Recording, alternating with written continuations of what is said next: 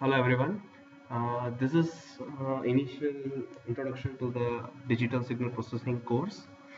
In this presentation, I will discuss how you can access materials related to the course. Also, some important information regarding teaching, assessment, and learning. This particular course will be conducted by me, Ritul Patel, and my faculty colleague, Dr. Bhupendra Fatania. We are going to conduct this course on WebEx platform. The mode of delivery would be chalk and board, and wherever applicable, we'll show some sort of presentation, animation, and simulations. Fine. Okay. So to start with, I'll go with the prerequisites for this particular course. So previously in third semester, you have studied one course, Signals and Systems. So I'm just restating the things which you have studied in Signals and Systems. That is about elementary signals, classifications, operations of different signals. I just try to pose a question that what should be the operations you classify it as invertible or non-invertible. So whichever operations you have studied in the signals and system, just try to classify it whether this operation is invertible or not. Okay, so this is a small exercise, you can do it by yourself. Second part of study was about LTI system representation, the properties, and about convolution sum. So here also there is one question that why we are interested in LTI systems. Is there any significance of LTI system? What advantage you will get if you have an LTI system? The second question comes about what would be the physical significance of convolution sum. So practically you just think about any case where you apply convolution sum and you do certain operations.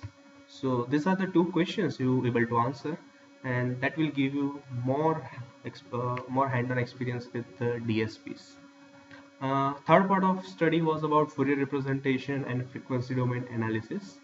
So in that particular thing, you have studied about Fourier series representation, representing any signals through Fourier coefficients. So we just try to answer those two questions, that why you are interested in Fourier representation of given signal. And in line to this question, there is another question is about what is the existence of this imaginary numbers? Is this really exist or not? If it does exist, how you can interpret those imaginary numbers? So this is a quick guide that what should be known to you first before you start this particular course. And of course, we'll discuss these questions in next session too. Starting with some applications of signal processing.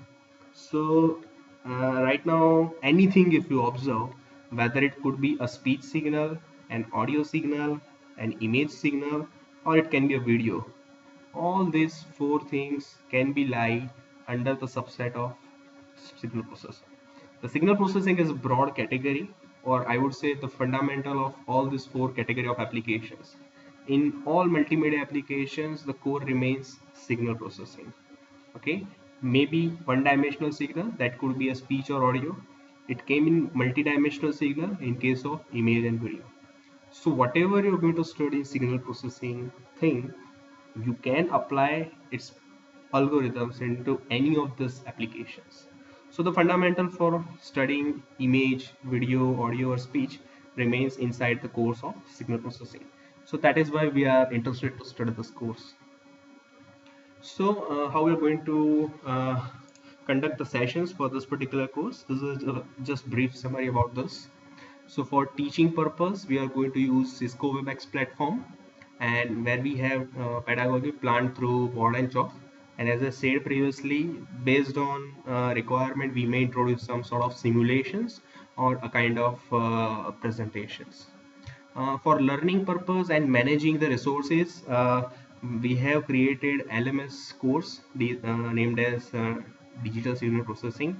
You have been enrolled already in that particular course. You can access all the courses, all the course material related to this in that particular LMS website. So even when you log into Moodle, it will already show the course in which you have registered. Okay, it is automatically given in your account, LMS account, and you can access all the material of that course on that LMS Moodle. For continuous evaluation, we have three categories: class test, sessional, spatial assignment. uh, class test, we going to plan some quizzes, Moodle quizzes. Based on that, we give 30 marks to class test. Sessional exam will be thought of as a comprehensive, as it is discussed previously in the session.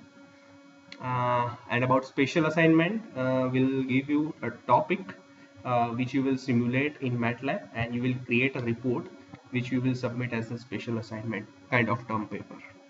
For laboratory LPW, we are going to carry out simulations in MATLAB, and specifically we ask you to simulate MATLAB in online version. So in MATLAB Online, you can log in or sign up with your Nirma University email ID. Automatically, it will fetch our license. We already have purchased the license. You can log into that, and you can simply just access all the resources. So you can create your all the programs which is given to lab on that MATLAB platform, MATLAB Online platform. Following to this, I have some guidelines to share with you about LMS Moodle. So these are some of the guidelines that how we can access A to Z essentials of this course.